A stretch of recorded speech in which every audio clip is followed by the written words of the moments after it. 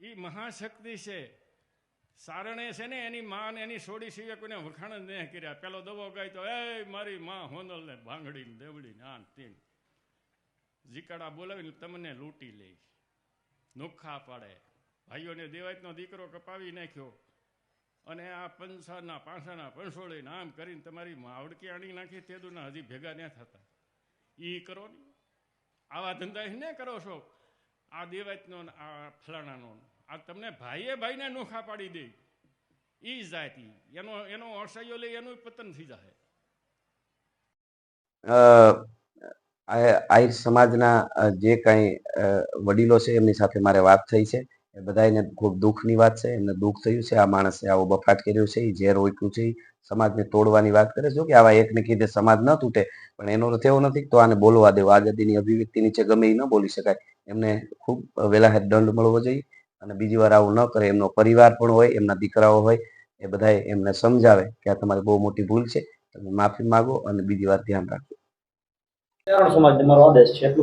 જી બાબુ, આજ રોજ અચાનક એક વિડીયો દ્વારા જોવામાં આવ્યું કે તળાજા મુકામે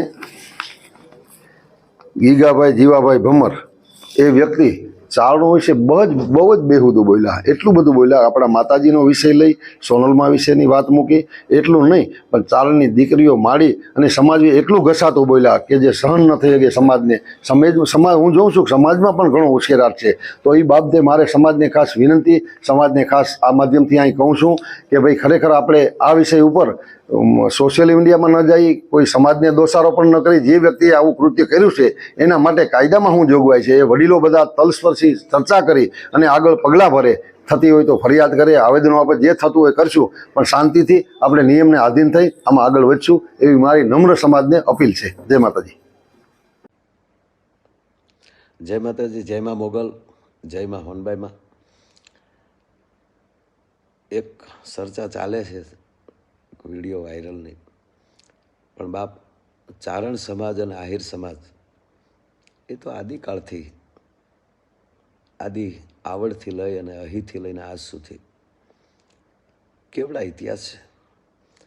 અરે છોડો આહિર સમાજ નહીં, સમગ્ર વિશ્વમાં કોના કુળદેવી નથી અને કઈ કુળદેવી ચારણ જગદંબા નથી. પણ બાપ કોકથી અજાણ, જેને ઇતિહાસની ખબર જ ન હોય, જાનન હાર અજાન ભયો હોય તો તકલીફ પડે બાપ. પણ જેને ખબર નથી ને બોલાઈ ગયું હોય, અને હું તો ઘણીવાર જાહેરમાં કહું છું કે નવઘરને ભાલે આ વરુડી ચારણ જગદંબા ન બેઠા હોત તો આપણે જાહલબેનને ન બચાવી શક્યા હોત. એ કરતાંય આહિર સમાજોના જે બલિદાન પદ્મશ્રી ભીખુદાનભાઈથી લઈ અને આજના રાજભા સુધી, અથવા તો દરેક કલાકારો, જે દરેક ચારણો કાગબાપુથી લઈને જેણે ઇતિહાસો માટે પોતાના અત્યાર સુધી બોલીને એમ કહેવાય ને કે આંતરડા તોડ્યા છે. તો બાપ આ ઘટનાથી, આ નિવેદનથી ચારણ સમાજને દુઃખ, પણ અમને પણ દુઃખ જ છે. ગિરીશ આપાથી લઈ અને ચારણ સમાજના દરેક મોભીઓને કહું છું, કારણ ભલે તમે અમને મામા કહો, પણ અમે તમારા ચરણની રજ છીએ. તો બીજું તો વધારે શું કહું, પણ કોઈને ઇતિહાસની ખબર ન હોય અને આ જ્યાં સમજ બારું હોય અને બોલાણું હોય એને આપ ક્ષમા કરશો એવી હું સમસ્ત ચારણ સમાજને કરબતે પ્રાર્થના કરું છું. જય માતાજી. નમસ્કાર. હરીશદાન ગઢવીના જય માતાજી. ખાસ તળાજા મુકામે ગીગાભાઈ ભમર એમના દ્વારા આપવામાં આવેલું ચારણ સમાજ અને માતાજીઓ વિશેનું એનું બયાન, એના પડેલું પેટમાં પડેલું ઝેર જે એણે ઓયકું છે, ચારણ પ્રત્યેની નફરત એણે જે રજૂ કરી છે એ બરોબર છે. અંદર પડેલું એ બધું બહાર આવી ગયું, એ બરોબર છે. અને એક પણ ચારણ આને કોઈ દી જિંદગીભર વ્યક્તિગત આને કોઈ મામો ન કહેતા અને હાથ લાંબો કરીને જય માતાજી ન કરતા. ચારણ જ્યાં અપૈયો કરે છે પછી હાથ લાંબો નથી કરતો, એને જય માતાજી નથી કરતો, એનું મોઢું નથી જોતો. જિંદગીભર એ જ્યાં સુધી જીવે ત્યાં સુધી એને ચારણના એક પણ મંદિરમાં ન આવવું, માતાજીના દેવસ્થાનમાં ન આવવું, માતાજી ચારણની દીકરીઓ કેવી છે ને એના વિશે બધું એણે જે બયાન આપ્યું છે, ચારણની દીકરીને શું કહેવાય એ પણ એને ખ્યાલ નથી, એને ખબર નથી. સમગ્ર આહિર સમાજને કાયમ બધા રૂડા લગાડે છે ચારણો, અને ચારણોને એટલા જ આહિર સમાજ આદર આપે છે, માન આપે છે. દેવાયત બોદરના દીકરા ઉગા બોદરનું જે અમર બલિદાન છે, ઇતિહાસ જાણ્યા વિના એના ઉપર એને સવાલ ઉઠાવ્યો છે. આહિર સમાજે આ વાતની નોંધ લેવી જોઈએ. શું આ બલિદાન નહોતું આપવું જોઈતું? આની નોંધ આહિર સમાજે લેવી જરૂરી છે. અને સમગ્ર આહિર સમાજને અમને બધાને આપને ખબર છે ખૂબ આદર આપે છે. પણ આ વ્યક્તિની વાત છે, એક પણ મોકળિયાણીમાં એના કુળદેવી છે, એના મંદિરમાં પણ એ કોઈ દી ન જાય. જે ચારણ કોઈ દી એના ગયા નહીં હોય અને ગયા હોય ને 2 રૂપિયા પણ લીધા હોય ને, આના માથા ઉપર, આના મોઢા ઉપર મારી આવજો, 2 રૂપિયાનો ઘા કરી આવજો, અને જિંદગીભર આને જય માતાજી હાથ લાંબો ન કરતા. આ વાત આપને બધાને ખબર છે. મોકળિયાણી માના મંદિરમાં પણ ન જાતા, તમારા કુળદેવી છે ત્યાં પણ ન જાતા. અને સમગ્ર ચારણ સમાજને આમાં ખૂબ એમાં દુઃખ લાગ્યું છે, એનો રોષ છે. અને આની વાત તો કાયદાકીય રીતે પણ અમારા સમાજના પ્રમુખ ગિરીશ આપા, રીજીભાઈ, આ બધાએ સમગ્ર સમાજને આ માણસ જે બોલ્યો છે ને, એ આહિર સમાજે બધાએ નોંધ લીધી છે, લેવી જોઈએ. અને અહીંયા જાહેરમાં પણ એને રોકવાની જરૂરિયાત પણ હતી.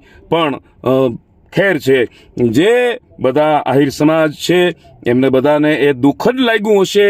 પણ આ વાત અતિ ગંભીર અને અતિ ખરાબ એ માણસે વાત કરી છે, અને એની કોઈ જરૂર, અમે તેનું ઓળખતાય નથી. આ તો આ ક્યાંથી આવ્યા, ક્યાં એને કોને માયક આપ્યું, એને બોલવા કોણે દીધું? લોહો ખોદી ચમક પાણ પાનંગ વખ પરા, અમૃત ખાધે ને ઉતરે ઈ ચારણ લોહી બરા. જય માતાજી. જય માતાજી મિત્રો, હું છું જીતુ દાસ ગઢવી. એક વિડીયો જે સાંભળવા જોવા મળ્યો, એમાં એક વ્યક્તિ ચારણ સમાજ માટે બેફામ બોલે છે, બહુ ખૂબ ખરાબ બોલે છે.